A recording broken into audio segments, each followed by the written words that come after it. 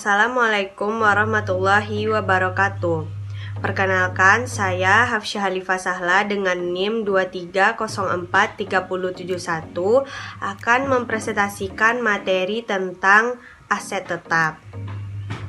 Baiklah, yang pertama itu ada pengertian aset tetap. Aset tetap yaitu aset yang sifatnya relatif permanen yang digunakan dalam jangka panjang operasional perusahaan seperti gedung, tanah, mesin, dan peralatan.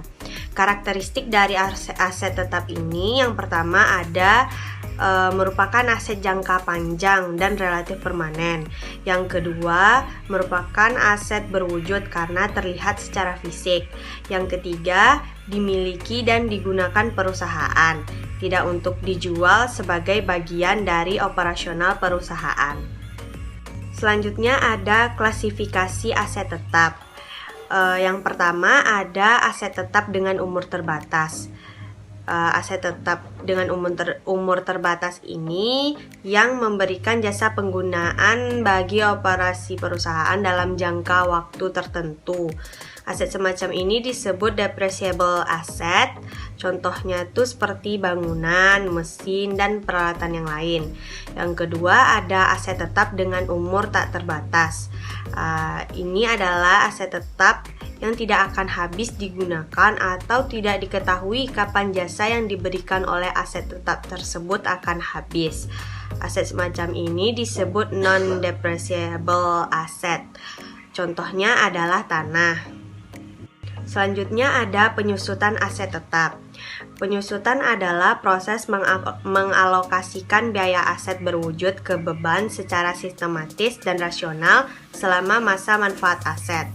Disebut menyusut itu karena kemampuan aset menghasilkan pendapatan akan menurun selama masa manfaat aset.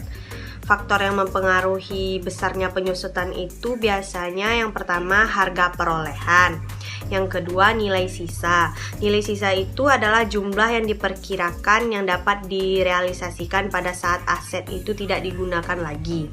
Dan yang ketiga ada umur ekonomis.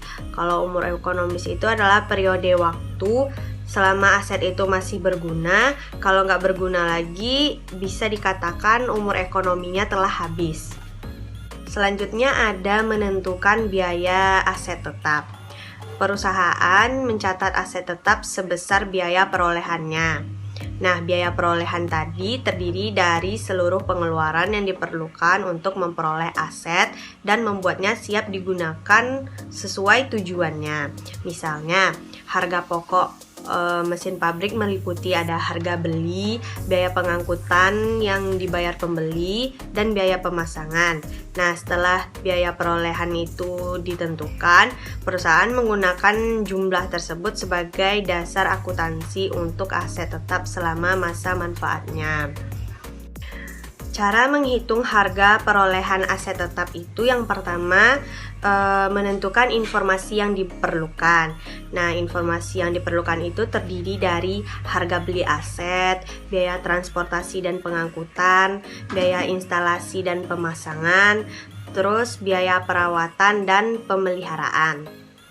Nah, karena aset ini bermacam-macam, maka masing-masing jenis aset tetap memiliki masalah khusus, seperti yang pertama itu ada tanah. Nah, kalau tanah yang dimiliki dan digunakan sebagai tempat berdirinya perusahaan itu dicatat dalam rekening tanah. Apabila tanah tidak digunakan dalam perusahaan, maka dicatat dalam rekening investasi jangka panjang.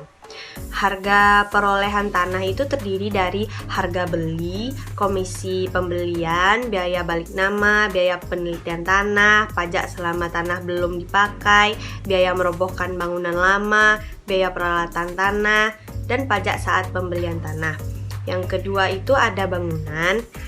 Nah, kalau bangunan, gedung yang diperoleh dari pembelian, harga perolehannya itu harus dialokasikan pada tanah dan gedung. Biaya yang dikapitalisasi sebagai harga perolehan gedung itu ada harga beli, biaya perbaikan gedung sebelum dipakai, komisi pembelian, biaya balik nama, pajak saat pembelian. Nah, apabila gedung dibuat sendiri, maka harga perolehan gedung itu ada biaya pembuatan gedung, biaya perencanaan gambar dan lain-lain, biaya pengurusan izin bangunan, pajak selama masa pembangunan, dan asuransi selama masa pembangunan.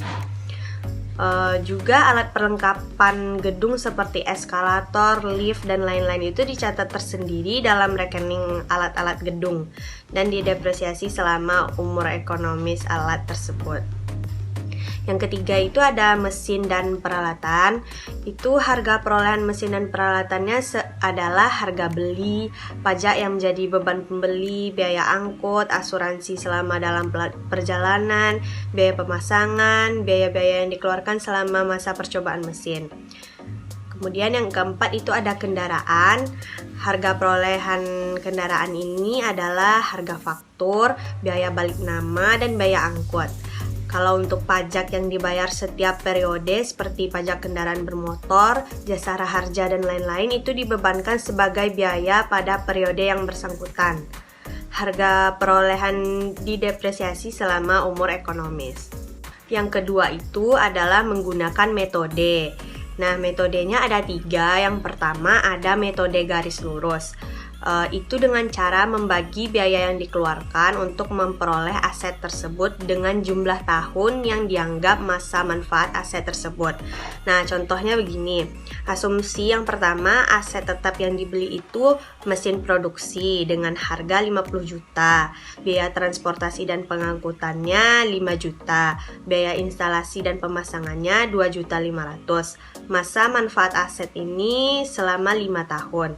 Cara menghitungnya, jumlah biaya yang dikeluarkan untuk memperoleh hasil aset tetap tersebut itu 50 juta tadi ditambahkan dengan 5 juta ditambah 2.500.000 jadilah 57.500.000. Nah, harga perolehan aset tetap per tahun itu yang 57.500.000 ini dibagi dengan 5 tahun tadi dengan masa manfaat asetnya dapatlah 11.500.000. Jadi harga perolehan aset tetap menggunakan metode garis lurus ini adalah 11.500.000 per tahun selama masa manfaat aset tersebut.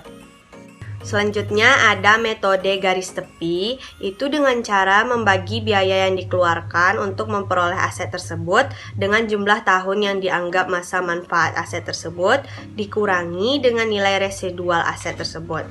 Nah, nilai residual itu yaitu nilai jual kembali barang atau aset yang sudah kita miliki karena dia tuh nggak berguna lagi atau tidak memiliki manfaat lagi bagi perusahaan. Nah, contohnya itu seperti ini. Asumsinya aset tetap yang dibeli itu kan berupa mobil dengan harga beli 200 juta, biaya transportasi dan pengangkutannya 10 juta, biaya instalasi dan pemasangannya 5 juta. Masa manfaat aset ini adalah 5 tahun. Dan nilai residual aset ini adalah 50 juta. Nah, cara menghitungnya tuh jumlah biaya yang dikeluarkan untuk memperoleh aset tetap itu yaitu 200 juta tadi ditambah 10 juta ditambah 5 juta jadilah 215 juta. Harga perolehan aset tetap per tahun itu 215 juta tadi dikurangkan dengan nilai residual aset yaitu 50 juta dibagi 5 tahun. Dapatlah hasilnya 37 juta. Jadi harga perolehan aset tetap menggunakan metode garis tepi ini adalah 37 juta per tahun selama masa manfaat aset tersebut. Selanjutnya yang ketiga ada metode saldo menurun. Itu dengan cara mengurangi nilai sisa aset dari tahun ke tahun selama manfaat aset tersebut. Nah, contohnya asumsinya aset tetap yang dibeli itu adalah peralatan kantor dengan harga beli 100 juta, biaya transportasi dan pengangkutannya 2 juta, biaya instalasi dan pemasangannya 1 juta. Masa manfaat asetnya 5 tahun dan nilai residual aset 20 juta. Nah, cara menghitungnya, jumlah biaya yang dikeluarkan untuk memperoleh aset tetap tersebut yang pertama kan ditotalkan 100 juta ditambah 2 juta ditambah 1 juta adalah 103 juta. Nah, nilai sisa aset pada tahun yang pertama, tahun ke-1 itu 103 juta tadi dikurangkan dengan 20 juta, dikurangkan dengan nilai residual aset, itu totalnya jadi 83 juta. Nah, nilai sisa aset pada tahun kedua yang 83 juta tadi dikurangkan lagi 20 juta, dapatlah 63 juta. Dan yang ketiga juga begitu hingga seterusnya sampai masa manfaat aset tadi itu 5 tahun. Nah, jadi harga perolehan aset tetap menggunakan metode saldo menurun adalah 20 juta pada tahun pertama, 20 juta pada tahun kedua, 20 juta pada tahun ketiga, 20 juta pada tahun keempat, dan 20 juta pada tahun kelima. Sekian presentasi dari saya. Apabila ada kekurangan mohon dimaafkan. Assalamualaikum warahmatullahi wabarakatuh.